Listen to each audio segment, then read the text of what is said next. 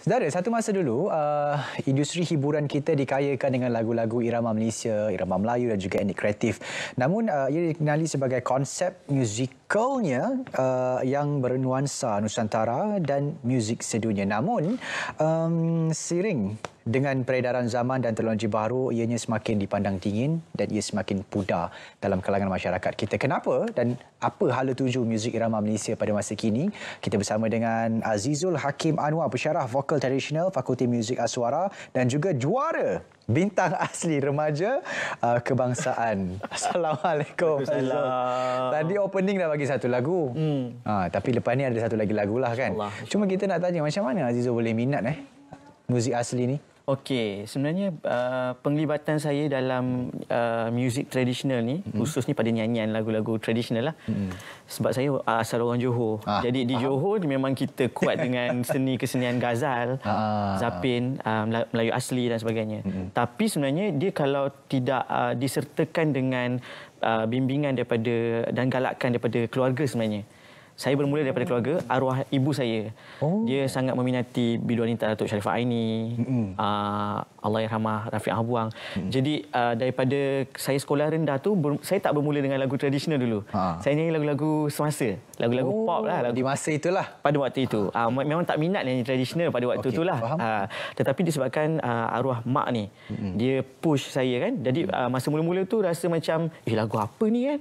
Lagu Seri Mersing pada umur saya 8 tahun tu dah nyanyi lagu Seri Mersing. Itu lagu pertama Lagu pertama. Okay. Macam lagu Empat Dara tu kira lagu yang mudah lah pada waktu tu. Seri Mersing tu kira payah lagi.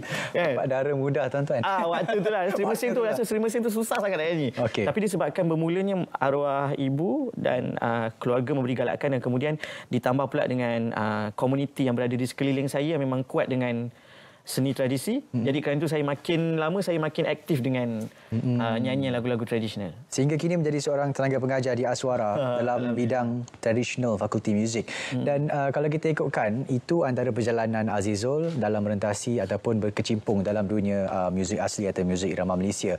Namun, hala tuju muzik itu sendiri macam mana pada zaman sekarang? Pada zaman sekarang, okey, sebenarnya kalau kita kirakan muzik irama Malaysia sekarang, muzik irama Malaysia ni dia tak mati. Dia masih ada.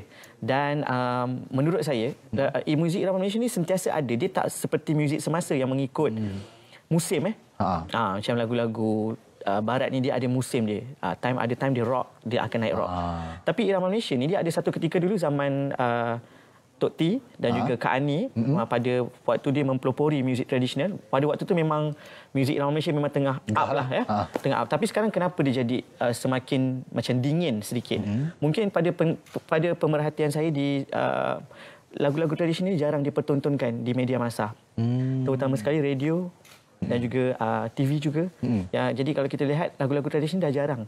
Tetapi sebenarnya bila saya menjadi aktivis dan kita aktif turun padang untuk mempromosikan budaya ni, sebenarnya ramai di luar sana masyarakat kita yang bertanya, dekat mana kita nak cari lagu-lagu tradisional ni? Dekat mana, kenapa tak ada persembahan terbuka lagu-lagu tradisional? So benda tu sedikit sebanyak dia menjadikan motivasi untuk saya. Bermaksud pengikut lagu-lagu irama Malaysia ni masih ada. Cuma lagu ini bukan lagu yang popular di muzik semasa. Tapi dia masih ada. Cuma akan sampai satu hari nanti muzik irama Malaysia akan kembali semula. Dia akan kembali semula. Jadi macam mana, apa langkah untuk kita kembalikan semula muzik irama Malaysia tu, pendapat Azizul? Okey, salah satunya macam sekarang saya dah secara tak langsung berkecimpung dalam pendidikan. Jadi dah muzik dengan pendidikan. Jadi daripada situ saya banyak melatih anak-anak muda. Di Aswara. Aswara khususnya dia memang melatih anak-anak muda untuk mencintai budaya. Jadi kalau kita tengok penyanyi lelaki khususnya, kalau wanita saya rasa ramai lagi kot. Penyanyi lelaki agak kurang. Kenapa? Agak kurang. Mungkin kita agak kurang. Jadi di Aswara sebenarnya banyak melatih pelajar-pelajar yang baru untuk menyanyikan lagu-lagu tradisional, dan di samping itu seperti macam Jabatan Kebudayaan dan Kesenian Negara, Istana Budaya juga sering menganjurkan pertandingan-pertandingan yang mana dia mengangkat kembali muzik asli, muzik ghazal, muzik irama Malaysia itu sendiri. Itu salah satu usahalah. Dan secara peribadi saya apa kalau orang tanya apa usaha Azizul kan, saya masih akan terus berkarya untuk menghasilkan single-single irama Malaysia. Dan kalau sekarang ni kita dalam bulan Ramadan pun saya tengah plan untuk menghasilkan satu lagu raya yang berkonsepkan irama Malaysia. Baik. Saya tunggu tu. InsyaAllah. Jadi penyanyi latar pun jadilah. Boleh. Tak masuk muzik video pun tak apalah.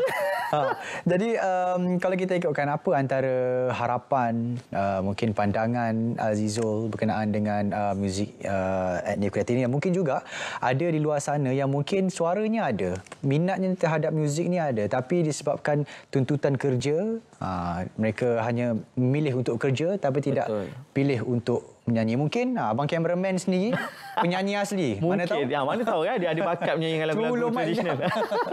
Sebenarnya kalau ikutkan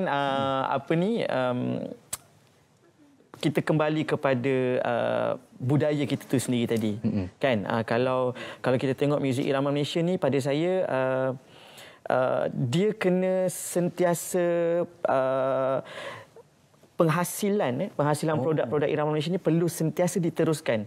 Jadi kita jangan fikirkan tentang daripada side keuntungan untuk dapatkan keuntungan semata-mata, tapi kita kena fikir irama Malaysia ni adalah budaya kita. Maksudnya kalau kita tengok sekarang orang semua tertumpu kepada Korea, drama Korea, lagu Korea.